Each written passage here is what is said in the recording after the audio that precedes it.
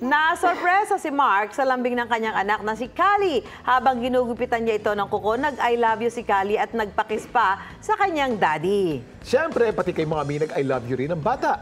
Kwento ng kanyang parents, expressive talaga si Callie sa kanyang love. Naantig ang puso ng netizen sa video ni Callie na may mahigit 350,000 views na sa TikTok.